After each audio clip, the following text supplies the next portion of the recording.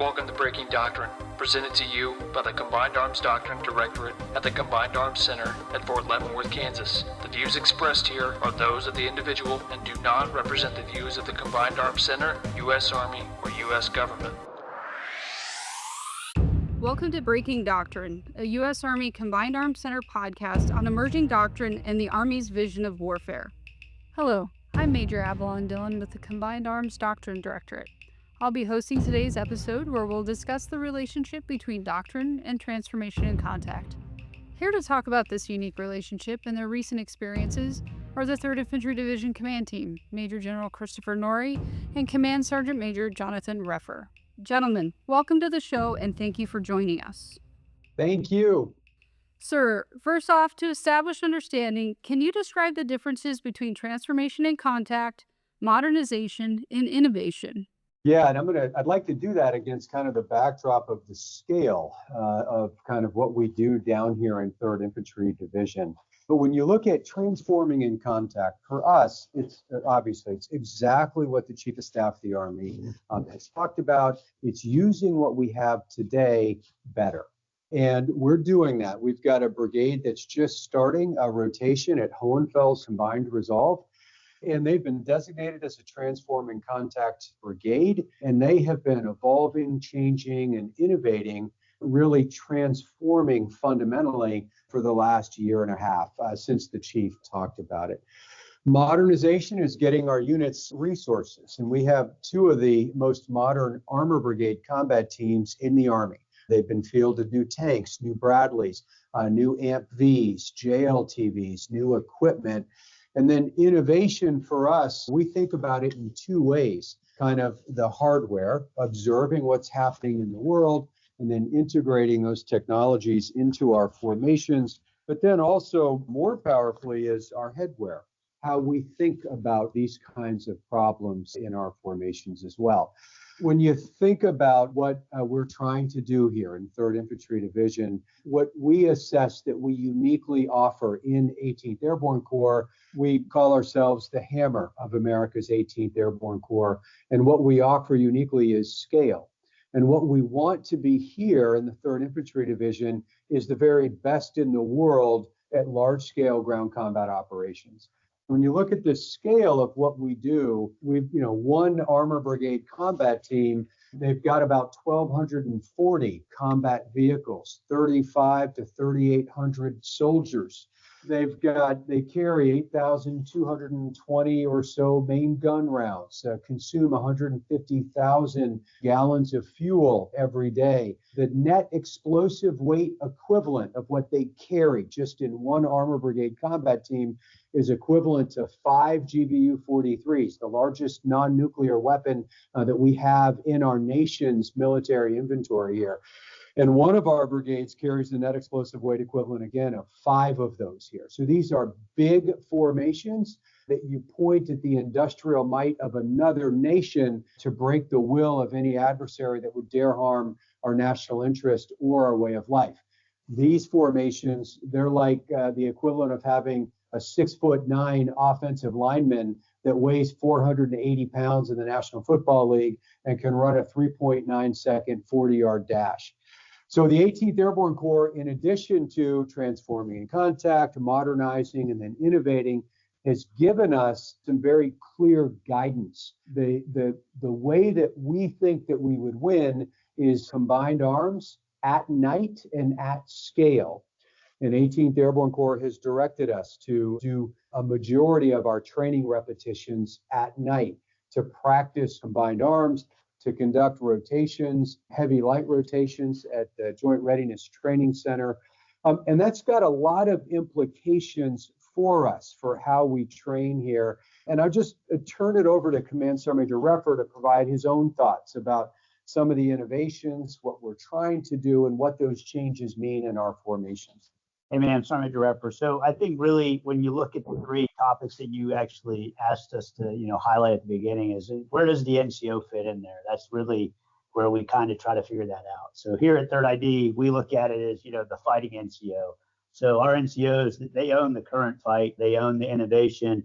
They take that technology, they take it to the battlefield, and then they use it during training. And then what we do with the NCO's feedback, we feed it back up through the enterprise to kind of give that feedback. So what we can do is we utilize the innovation, we test it, we try to break it, and then we provide that data back up through our processes to continuously make the innovation better, to create a better warfighter within Third ID. And some of the things that we've done, it's not really new, it's kind of old. We just brought it to reality. We created these stress shoots where we have just roll-on, roll-off ranges. We have stress shoots for our tankers to go out and shoot tank rounds, main gun, machine guns. Through our physical, we have Apex. Apex is a huge aspect. That's every morning we focus on PT. That's the first thing you should do, and you do it right. And that just setting the conditions. We set the conditions through physical PT every morning. Our NCOs are leading that from the front.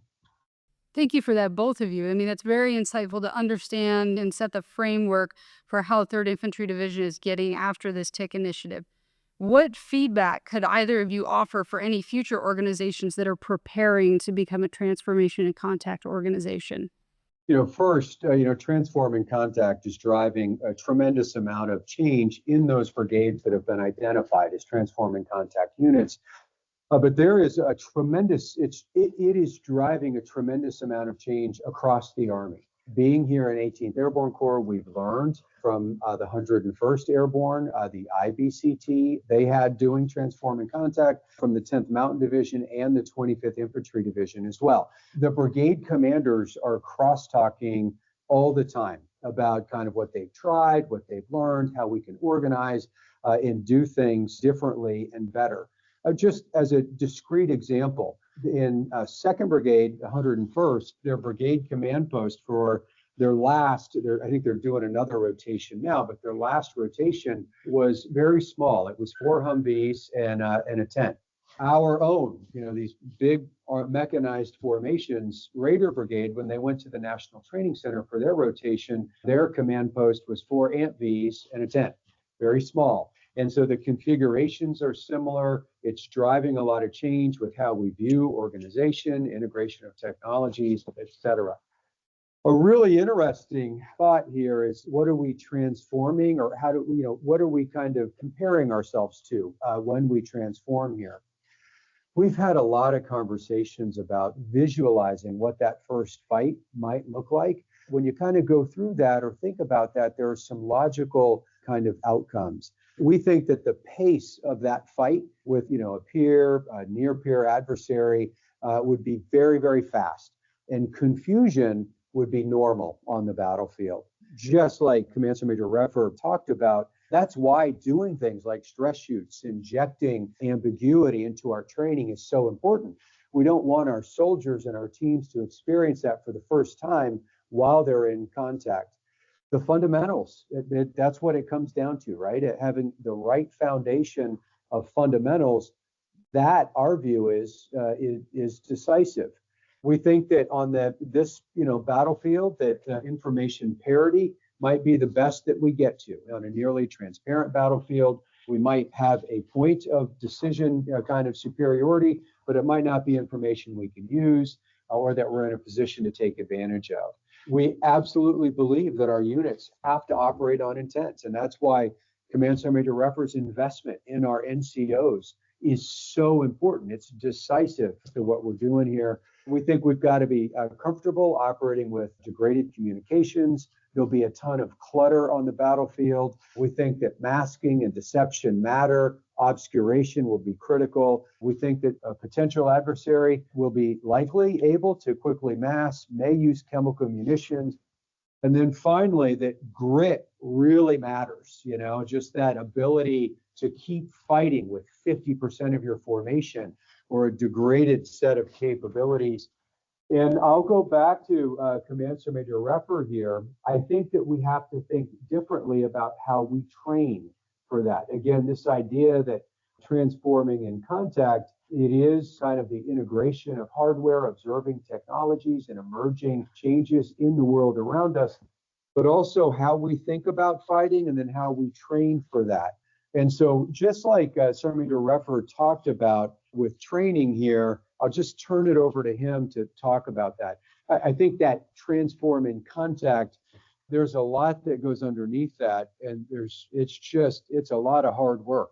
And I think it really, from what the communications that we try to communicate across the NCO Corps, even just down to the lowest level, is the mindset. It's really the mindset, setting your mind with like, hey, stay ready, not wait to get ready. So, always continue to train for the call tomorrow. And if you do that, you'll always be ready to execute whatever the higher orders are given to us. And I think how we train to that mindset is through the training philosophy and the training guidance that General Norrie has given us, and then empowering our NCOs to assume some of that risk. You make decisions, you own that risk. And, we do that through physical training. Every morning, we have the big 6 we call them, shoot, move, communicate, treat, survive, and physical fitness. And really, it starts that first thing in the morning. It's getting out there with your squad, leading PT, doing hard PT together. So whenever you're it's that mindset, be ready, don't wait to get ready. And then it goes into the stress shoots from, we created a warrior skills test for our NCOs to run at a static display. They go out there, they do a physical activity, then their heart rate is elevated, they're breathing, they're trying to control the situation. Then we make them engage targets from kneeling, standing, in the prone. And after they elevate, the heart come back down. We put them back through another set of physical activities to raise that elevation back up, and then make them go back through different targetry. So their mind is now really preparing themselves for that day of combat. We do that with the roll-on, roll-off ranges, where we're providing opportunities for our junior NCOs to take their team, road march out to a range, and then just continue to train on that shooting aspect, continue to work through scenarios, create an environment that, these NCOs can lead their soldiers and not have to wait on a training time or a long period of duration of going to the field. And then the gunnery tables. So we at 3rd ID have executed the new gunnery tables for the armor formation. We're on our 4th iteration. They're super challenging. A lot of our crews have never done it, but we're seeing lower scores, but we're seeing lethal scores as they move out of the gunnery tables into their maneuver fires. So and then ultimately is the big thing is, me and General Norrie have talked about, is we have to put them in a field for a long duration of time, because to build them repetitions, you just got to live through heartache. And putting them in the field for 45 days, it actually creates soldiers to learn everyone's capabilities, from the old type where we go to the field for a Tuesday and we're back in on a Thursday, then we go back on another Tuesday. You don't really get to exercise all the warfighting functions when you're in that kind of training density. So we've gone to the 45 days, we put them out there. The growth that we see from day 1 to day 45 is amazing. And it's really impressive because it's NCOs leading that training density. And then of course, we do night training. We do everything at night, because ultimately we see the next fight. We got to be able to train at night, but we also have to train at the worst elements environment at night. Because when it's raining, it's snowing, or them elements, if things can't be in the air, we have to own that night, because that's our ability to maneuver and kill the enemy. So, a lot of night training is really focused here at 3rd ID, and then ultimately allowing the NCOs to lead the current fight, getting them out of that mindset that they have to be physically back in the rear area, worrying about CASEVAC, resupply. All that stuff matters, but we have to actually control the fight. We have to eliminate the threat first before we can go into them things. So to me, I think it's very important to have that NCO at the fight, at the point of contact, because they are the most senior, and they have probably they actually served in every position that we're asking these soldiers to execute. They understand what they have to physically do, and they have done it. So they're able to coach and teach, mentor, and ensure that they're training the correct way. So, sir, you talked about lessons learned between the command teams as they've gone through transformation. And Sergeant Major, you've talked a lot about the NCOs learning through experience, through hardship, right? Those 45-day training exercises and everything that they're going through with that. With these reflections, how have you guys utilized Doctrine to influence your training and your transformation? I think it's clearly it's really important, right? The work that the Combined Arms Center is doing, that Fort Leavenworth is doing to reach out, to assemble and collate quick lessons and then to think more deeply about what the implications of what we're observing today might have for our formation. So in many ways, as we kind of think through our own units that are here, we look to doctrine and that thinking about how to best organize and compete as a really good framework for how we also kind of consider and implement our own kinds of changes. So there's another set of really interesting questions. We talked about kind of what are we comparing ourselves against? Like what might that battlefield look like? A second set, again informed by doctrine, is what problems are we trying to solve here, at our level? We are working through framework considerations that revolve around a few things. One is kind of outcome versus process. We call this the OP4 problem. So let's say that you take a unit that's getting evaluated, whatever the training is, home station or at a combat training center. They have observer controllers there, they have checklists, they're going through kind of a set of systems and processes there. Too often, those units can barely issue an order, conduct a rehearsal, checks, inspections, cross the line of departure on time. You take the same unit that's getting evaluated, and the next day you make them the OP4, and they just start killing things out there on the battlefield, right? Well, why is that? In a really inquisitive and thoughtful way, we're asking ourselves, are we too wedded to process at the expense of outcome? And just kind of to logically pursue that, one thing that we've started to do here, informed by doctrine, is to hold ourselves accountable for training units that can consistently achieve their tactical purpose. That's the equivalent of a win or a loss, right? You were assigned a mission. Did you or did you not achieve that mission? Second is, are we achieving favorable kill ratios? In other words, are we killing more of our adversary than we're losing of our own here? And then finally, back to these large mechanized formations, are we able to maintain a reasonable rate of advance while in competition? A second thought that we're having is, how do we generate more mass at the point of contact? The doctrine aligns, our formations, it synchronizes effects. When we get into that close fight, too often we end up with kind of a tank on tank, or we get stopped by a single BMP in the central corridor at the National Training Center. How do we increase the mass again at the point of contact? And we're asking ourselves, do we have the right organizations? In other words, is the way that we're task organized forcing us to create a set of processes that are unduly cumbersome? And can we take advantage of these opportunities to transform in contact, to consider new organizations that allow us to create more mass at the point of contact, much more quickly here? We're also thinking through, how do we better integrate national level intelligence, kind of right out at the edge of the network here? How do we create and then hide in clutter? Our thought is, you're not going to hide one of these large formations. So how do we just kind of create a level of clutter that's consistent with the natural clutter that is resonant, ambient clutter that's resonant in the world, and then hide underneath that? There's been some really creative things that this brigade that's at Hohenfels right now has been working on since first trying it at the National Training Center. And I'll stop there. There's a set of stubborn problems that we find ourselves kind of focused on, and the world continues to change around us. A lot of the work that Command Sergeant Major Reffeor and the team is doing here is aimed at producing better training outcomes so that our own formations are, more ready to kind of tackle at least the set of threats that we observe today, with an eye on where we need to be in the future.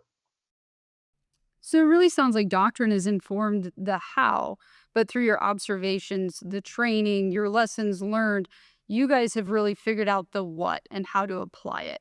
A few things that I pulled out of just conversation and things that you mentioned, gentlemen: adjusting how you fight, integrating existing technologies, task organizing for purpose, and incorporating those technologies. How do you feel that has prepared your organization for combined resolve? Yeah, man. We think they're ready. Yeah, we're excited about what they're doing. I think Raiders very special because they've been doing this for, I think, 18 months. They've been fighting this way for 18 months. So they are, I mean, that unit is ready to execute CBR. They've been fighting with drones. They've been fighting with clutter on the battlefield. They've taken the tick concept prior to them actually being identified as a tick brigade. So I think personally, and I'm biased because I'm the division sergeant major, but and the former Raider 7. Yeah, I think that they are in a position to actually be successful. And I think what's super powerful about that brigade is they've actually done everything with equipment on hand. They have not asked the Army to provide equipment.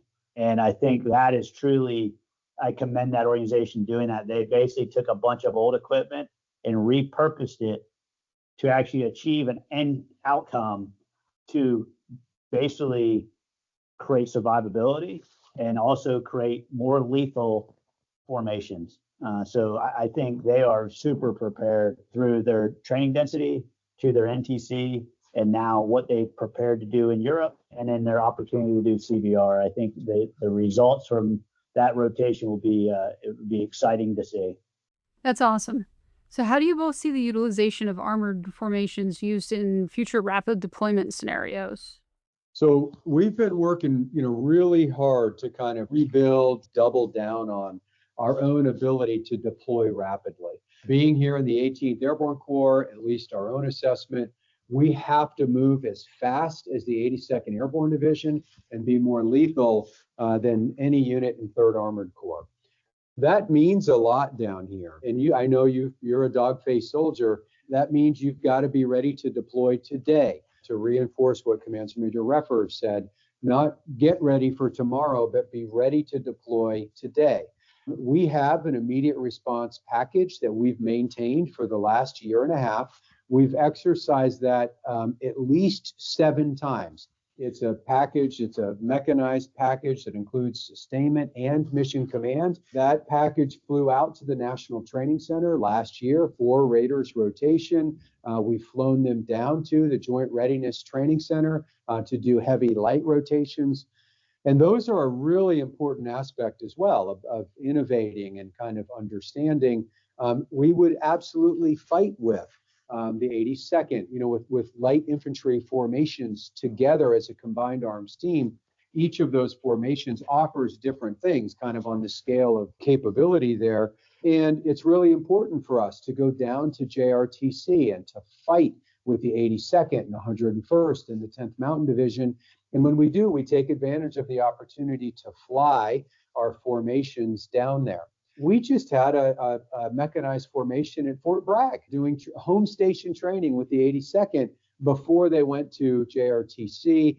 And then we had a unit that was in Estonia that actually conducted an emergency deployment response exercise down to Hohenfels. They flew down into one of the airfields there and then straight into the box.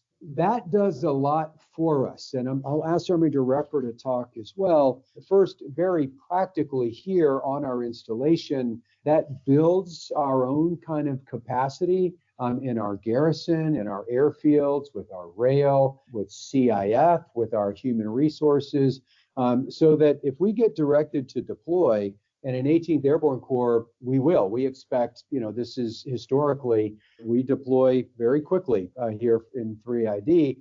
We don't have to it's not a cold start for us. It's kind of a part of our DNA. Every time that we practice deploying quickly, that builds a lot of pride in our organizations. We're the only mechanized division on the East Coast, the only one in the 18th Airborne Corps.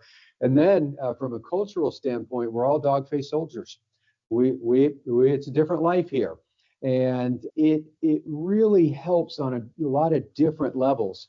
How do we best contribute in support of existing operational plans? How do we best learn from other formations? How do we kind of take what we learn and integrate it back into that training and those kind of considerations for how we fight? and what we think that first fight might be like. And then how do we just demonstrate a return on investment for the tremendous resources that our Army and our nation provide to us here, so that we can all be confident that if we're directed to deploy on behalf of the American people, that we will deliver. We will, again, impose the will of our nation on anyone that would dare harm our national interest or way of life. I'll turn over somebody to Reffeor, that all of that, kind of the deployment, being ready to go now, and some of the things that we've been practicing. Yes, ma'am. I think it goes back to what I said earlier. It's a mindset. It's truly how you, like I said, stay ready, not get ready. And I think that's the training philosophy. And I think truly a lot of people have bought into the legacy of 3rd ID. It is one of the most decorated units in the United States Army. It's deployed everywhere the United States asked it to deploy. It has a history that's, it's amazing. And I think as you educate educate the troopers within the division to understand that, hey, you're actually going to write the next chapter of that history. So you get opportunity to, continue that legacy. And I think it comes back to that mindset. And then also is empowering them NCOs. I keep saying that, but that's the secret sauce here in 3rd ID is General Norrie has given us that authority, and we own it. We know that, hey, if we make a bad decision, we own that risk. And I think we're ready to deploy at any minute at the end of the day. One, because we're in the 18th Airborne Corps and that's what we do. But it's a culture that is being bred across this organization with the mindset. And I think if you look at the things we're doing with the roll-off ranges, to the stress shoots, to the new gunnery tables, we're creating opportunities for them to continuously get lethal, be brilliant at the basics. So when they get put into that fight, it's just like an NFL team. They continuously do repetitions over and over. When the game starts, everything slows down. And that's kind of our philosophy from the NCO Corps is we want our soldiers, when they're put in that situation, everything slows down because they're trained and they have experienced that situation prior to that. And it just becomes, two dog-faced soldiers just being hungry and eating out there at the end of the day. That mindset is absolutely powerful. I mean, my time in 3rd Infantry Division, I can absolutely relate to that. And understanding that and seeing how that culture has continued is phenomenal to hear about. Through practicing and exercising, Sergeant Major, you mentioned earlier about the human dimension and how the NCOs are getting into the fight and they're leading the charge through being empowered to handle those situations. Can you elaborate what that adaptation and your reflections on that adaptation have really looked like as you guys have embraced the transformation and contact along with the innovations? Yeah, I think where our NCOs thrive in this is really we take the innovation that we come up with, we put it into the field, we execute it, we test it, and then we feed that all back up through the process, through data. We're very data centric here in the division to help inform the decisions that we want to make in the future. I think ultimately, as we talk NCOs here in 3rd ID, it's really, I talk about ownership. You own the problem. You have to know your people. You have to invest in your people. And I think that starts at day one when they show up here. We show them what right looks like.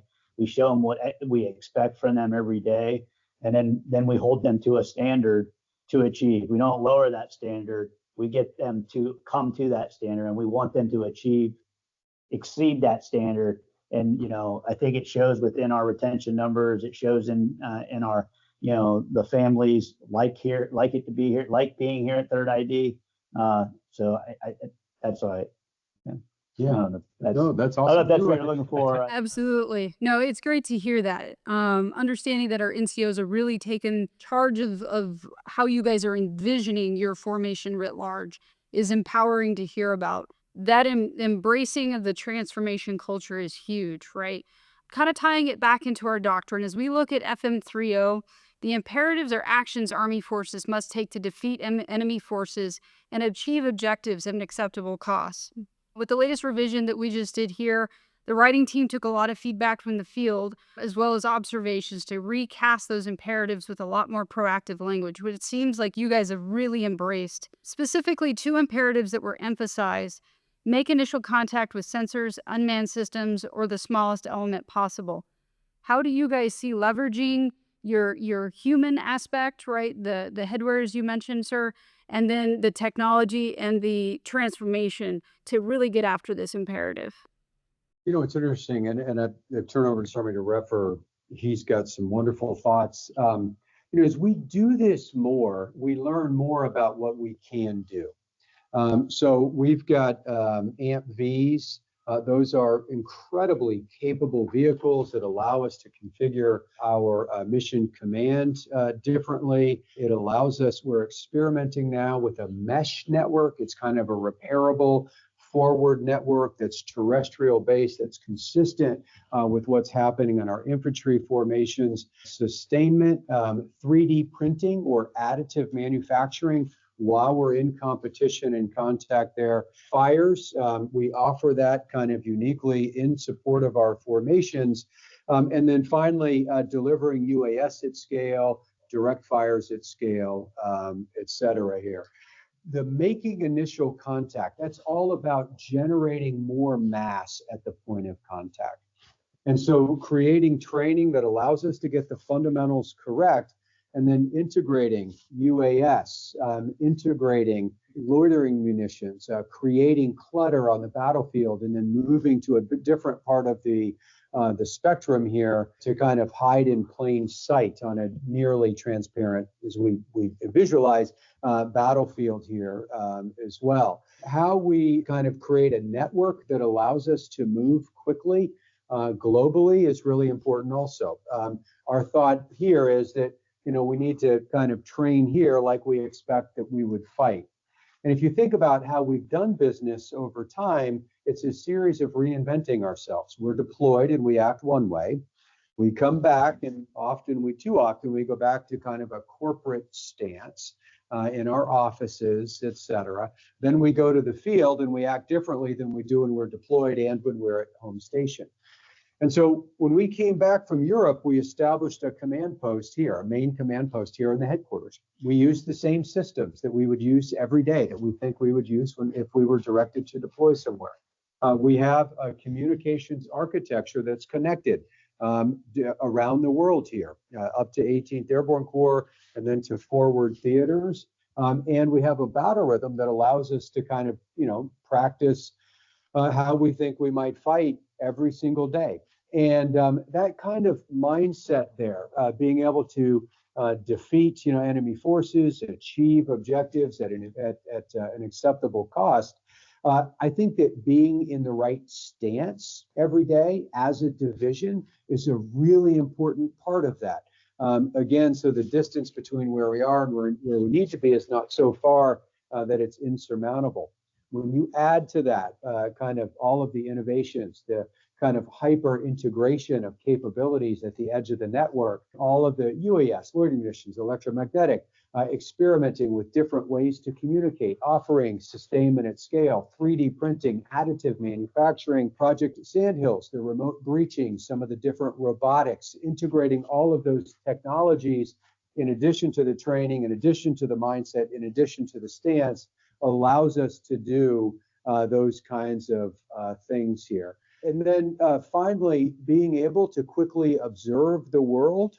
So if you look at what's happening with Doctrine, and then you look at very practical current operations in Israel with the application and employment of armor, in Ukraine, in different locations around the world today, being in a position to correctly observe kind of lessons, and then integrating those is really important also.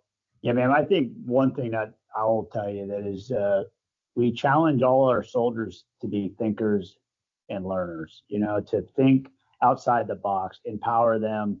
When it comes to innovation, a lot of these innovations that are being utilized in the formation are created by our soldiers. I mean, the individual that is building our drones in our innovation lab was a PFC.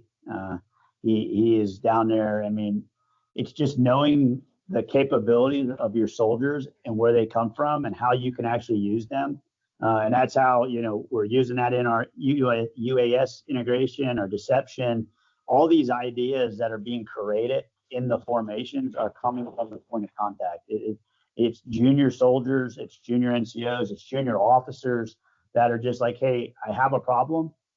We need to figure this out. And they figure it out by just, going to innovation and then just putting their minds to work, and they create it. And it gives us, it's really neat to see, honestly, from the seat I sit in, is just seeing how much talent that's in the formation. But at the end of the day, it comes down to being a human being and communicating with your soldiers and understanding what capabilities they bring to a battlefield, because we have to understand some of these PFCs are a lot smarter than some of our sergeant majors, because they've grown up with a remote in their hand. They've grown up with a phone in their hand. They know how to code. So sometimes we have to, I hate to say it, swallow our pride and ask some questions. You'll be amazed when you actually get opportunity to speak to a young PFC that has a master's degree. You wouldn't know that if you don't ask them. And that master's degree is now, he's working on his doctorate, and he's also creating a capability gap for our division by printing 3D drones. On top of it, he's training every brigade to create their own individuals that assets inside their formation, and now they can do it at the flock and not relying on one individual. It's cross training, it's sharing that information, and I think that's what we really do here in Third ID. Is we are very flat, and we share our information across each brigade and also across the Army. I think we are very open to what we have accomplished, and ultimately, I think what Third ID wants to do is to make the Army better, and we want to share our lessons learned for other organizations to use and also make it better. Hey, can I just to reinforce that really quickly? I just want to describe kind of an interesting, personal observation. So let's say that you bought me a drone, right? Let's say that you did. I would get it in a box, right? It would be on my desk. I would read every instruction in there, right? I would develop probably my own little plan. I'd kind of do a micro test, make sure I understood it, fly it a little bit. And I don't know, a day or 2 or 3 days later, I might try to fly it. Our younger soldiers are so inclined to innovate. You give one of our soldiers the same drone, they'll just pull it out and start flying it, right? And within an hour, they're so good. And I just want to highlight, we have this innovation center, the Marne Innovation Center, that's here. It's a wonderful capability for our soldiers to just kind of walk in. We have a cadre down there. We have computer-aided design, CAD capability. So they walk in with an idea. I have a drone. I'd like to try this. I'm experiencing this problem.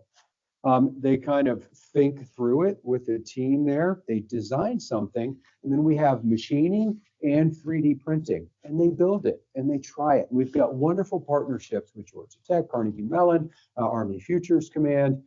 It is a really powerful kind of place for those ideas to come to fruition. And you pair that with that natural, again, inclination to innovate and creativity. There's a bit of an unlocking that's really important in our formations as well. That's great to hear. Understanding how you guys are really capitalizing on those young soldiers and their ability to manipulate and enhance technologies has been phenomenal. As you look at protection, as you're utilizing those young soldiers and protecting against being under constant observation, it sounds like you guys are really leveraging that experience and just that natural ease with technology. How are those young soldiers integrating all of those capabilities, the counter UAS, electromagnetic decoys, any emergent C2 systems? How are they leveraging that to give you guys a protection edge? I'll just, a couple of thoughts here quickly. Back to the Innovation Center, right? So Raider, when they were at the National Training Center, that observation about how we think the fight might go, how do we train differently? At home station, they were flying drones over their formations, and they were dropping bags of chalk on vehicles that were exposed, just to condition our formations to look for an air threat, to practice, concealment, and then basic protection. An amazing soldier built an electromagnetic decoy in the Marne Innovation Center. All, from that soldier's mind, walk through, okay, how do we create a clutter here? And how do we create a credible decoy on the battlefield? So they spent months recording themselves out in the field. And then using this decoy while at the National Training Center, played it back. So it looked exactly like a brigade combat team in competition. Then they took kind of some of their legacy systems and invested in a physical deception command post. And so then they looked at kind of historically there at the National Training Center, where do brigades normally put brigade command posts. They put a physical deception command post, paired that with a credible electromagnetic, decoy there. And then they put in place some call for fire zones. So if the OPFOR unmasked themselves, which they couldn't help but do, it was like red meat for the OPFOR out there, then they had to pay a penalty for that when they did that. And then they used, Starlink, Star Shield, and that's not a longer term necessarily solution, but the idea of a low Earth orbit satellite solution to communications. They moved to a part of the spectrum that you wouldn't expect to find one of these large formations, and the OPFOR couldn't find them. And I was the commander of operations group at the National Training Center. The basic play out there is that the OPFOR finds the brigade command post on day one, and they just pile on for 14 days. They never found Raiders command post. Again, 1/10 4 amp Vs hiding under the electromagnetic spectrum at a place that you wouldn't expect, amidst a really credible decoy and an amount of clutter commensurate with what the OPFOR would normally expect to find. That worked a year ago.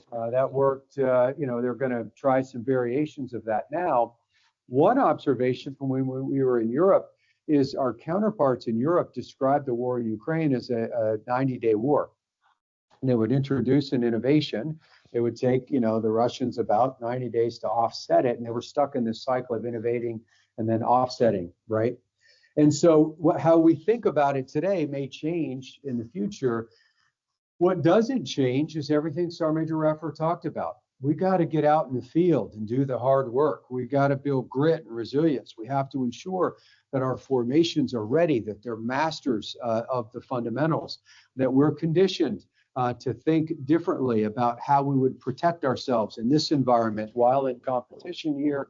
And that just the basics of being able to invest in increasing our soldier lethality, ensuring that no soldier goes untrained into combat by replicating stress, not only individually, but at scale, investing in fighting at night. We think that's our advantage, our ability to fight at night, combined arms, and then at scale. And as a dog-faced soldier, you'd be so proud of what these brigades are doing here. They were, I would call it, flowing at night during their two repetitions, during two brigade level repetitions during Marne Focus in the swamps of Southeast Georgia, in a really difficult and challenging terrain, maintaining their formations there. But I've seen a lot of units move at night. They kind of stay right next to each other. They're timid. They were reacting in contact. They were moving. Zero of that's possible without Sergeant Major Reffeor, all of our NCOs. But I think that's a really good question. How do we protect at scale? I don't know if there's a fancy solution. I think it's just a lot of hard work, and then integrating the right kinds of technologies, and then just kind of creating some conditions on the battlefield, EW, clutter, deception, getting the right systems in place. And we learned a lot from the 2nd Brigade, 10th Mountain, again, from around the world about doing that at scale. But fundamentally, it's about getting the basics right. Yeah, man, I think everything General Norrie said. I think one thing that was interesting, you see, when I talk about, junior soldiers doing things. When we were at NTC, we all wear Garmin watches. We actually rolled up to the Cav Scouts CP, 5/7 CP, and they had a sergeant that had a Samsung phone, and he downloaded an app called Wiggle, and he could actually see everyone's watch. And General Mingus was with us, and he actually showed General Mingus where he was on the battlefield, and that was a free app that he downloaded that a S2 NCO found, and they're using it. So again, like it's the technology's out there. It's just us old people. We're still living in a flip phone world, and these individuals are living in 21st technology. And again, it's just, I think, allowing them the freedom to execute initiative, and don't be upset if it fails. At least they're trying. That's, I think, my opinion of this. I'd rather you try and fail here than try to do something when we're in another country, and when failure happens, it's very bad. Lives are at hand. So I do think that it's pretty neat to watch. And it goes back to that. General Norrie is. We've published some policy letters here in the division that it calls out the NCOs. You have authorities. You have the ability to make decisions, and you own it now. And there's no more like, hey, I'm waiting on the word. We own the current fight. That's in my eyes. We allow our officers and our senior leaders to focus on the next fight, to set the conditions. So when the NCOs eliminate the threat at the current point of contact, we're ready to receive that next fight from our officers, so they can continue. Them staff officers can continue to fight the deep fight and set the conditions so we're successful on the battlefield. That's pretty inspirational, isn't it? It is. It absolutely is. It's amazing. When you're unleashing the power inside our formations, it's incredible. So you guys talked a lot about your reflections at NTC and being able to see where everyone was at on the battlefield. When we look at owning the electromagnetic spectrum, how can we operate within it without becoming an undue risk? What have you guys capitalized on with that? What are young soldiers bringing to that? So I think practice, and it's one of the things that Raider's going to do, maneuvering in the electromagnetic spectrum, is really important. It is a currency that will allow us to move these large formations forward here. As you look at the electromagnetic spectrum and what maneuvering in it might be, just this idea of observing the world and then, kind of changing at the pace with which we're observing those changes is really, really important. We talked about, protection at scale and, kind of some of the unique things or thoughts that we have about creating clutter, hiding underneath it, using transport diversity to kind of move across the spectrum to hide on at least a nearly transparent battlefield there. There's some other really neat things going on with human-machine integration, using robots. We had a robot, Raider did, at the National Training Center from Project Sandhills that did a remote MICLIC live fire on its own. I know that the Army is integrating as part of Project Convergence and different training and testing. Lots of different capabilities that are really, really powerful as well.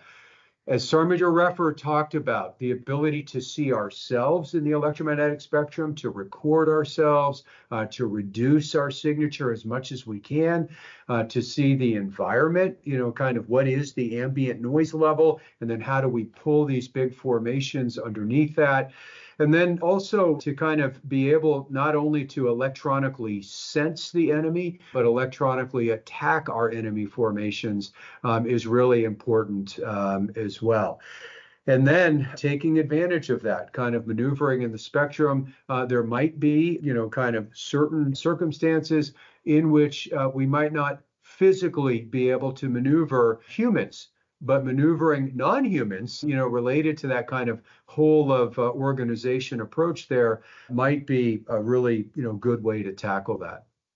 So you mentioned Project Sandhills. Is that part of your extensive partnerships that you have across Georgia? Or can you talk to me a little bit more about those partnerships and how that's developing technologies and capabilities that you guys can test in your formations? Hey, it is really exciting what's happening across the Army. Again, the chief's got, Transform in Contact. The Army has the Army Transformation Initiative. Everywhere you go, people are changing. The 101st, 10th Mountain, 82nd, 3rd Corps, 1st Corps, 25th ID, units in Europe. There is so much change going on. There's almost natural partnerships organically within the Army. That crosstalk that's happening between our company level command teams, battalion, brigades, at our level, at the division level also. There's also a tremendous amount of change happening within our divisions, corps, and then in the Army also. 18th Airborne Corps is doing some incredible experimentation. Task Force Sandhills is one. This investment in robotic breaching at scale is really, really powerful. Of course, the other corps up at FORCECOM, Futures Command, the things that Fort Leavenworth and the Combined Arms Center are proposing. It is a really exciting environment for us to be part of. Academia, and then industry and technologies as well. We are partnered with Georgia Tech, with MIT, with Carnegie Mellon, with the software factory that's down at Army Futures Command. Every one of those partnerships are incredibly enriching. This idea that kind of the best way to drive change is to interact with others, to try new ideas, and then to evolve makes it really exciting. And I don't think that would be possible without the partnerships that we have in place today. Yes, man. Everything that CG said, I think it's super powerful to watch the collaboration amongst each other, and everyone really just wants to, help each other and really solve the problem. I think with the innovation and how our innovation is nested with a lot of the universities within the state of Georgia, they send a lot of college students down here to kind of work next to our soldiers. So opportunity for them to actually, the civilian side of the house, to feel like they're also adding back to the Army, and our soldiers then helping the civilian side understand their problem set and why it's important for them to be part of it. But I think it's pretty powerful on how we all share, definitely in the 18th Airborne Corps, how commanders are talking to commanders, soldiers are talking to other soldiers, and they all have the common end game is to create technology that will make us more successful on the battlefield. So, gentlemen, my final question. You guys have experienced 45-day training densities in TC. You have combined resolve coming up. What comes after that? How do you see 3ID continuing to be at the tip of the spear, enhancing your capability as a lethal armor division? So we're going to learn a lot from Hohenfels, from the brigade that's going through. And then we have some ideas about kind of designing a next organization that combines more mass at the point of contact, maybe solves some of those process concerns that we have. We'll continue to focus and hold ourselves accountable for good outcomes here at Echelon. And, I think maybe the most important next for 3ID will be taking advantage of all of the incredible venues that the Army has to share our lessons. This is a really important part of this for us, but to share our observations, to learn from others, and then just to continue to invest in, kind of creating more training venues, more innovation, places that we can continue to experiment and evolve. I mean, I think for me, it's really continue to create opportunities for soldiers to succeed and become better at their job. And also ultimately it comes down to, like I tell all of them, is we just got to be brilliant at the basics. Them 6 war fighting things that we focus on here, shoot, move, communicate, survive, PT, physical fitness. We got to be really good at them things. If we're not good at the basics, we're never going to achieve the end state. So that's kind of my philosophy, and that's what I preach every time I have an opportunity to talk to soldiers. I think the vision, our job is to give them opportunities to continue to be the best warfighters that we want them to be. Gentlemen, thank you so much for joining us on Breaking Doctrine and sharing all of your insights, and I truly appreciate your time in this. Thank you for the opportunity. We really appreciate what you're doing, and we're grateful to kind of share some of the things that we're working on. Really, thank you for letting us do this. We appreciate it. There's a powerful thing happening out here, and it's really good, so thanks. Just like writing new doctrine is a team effort, Breaking Doctrine takes a team. Without the crew and Special Doctrine Division here at CAD, we wouldn't be able to bring you this show. Please don't forget to subscribe on Amazon Music, Apple, Odyssey, Audible, Spotify, or YouTube. Also, please follow us on social media at U.S. Army Doctrine to get updates on new podcasts, Doctrine Digest videos, and publications. Finally, the views and opinions expressed in this podcast do not necessarily reflect the official position of the United States Army, the U.S. Army Training and Doctrine Command, or the Combined Arms Center. I'm Major Avalon Dillon, and this has been Breaking Doctrine.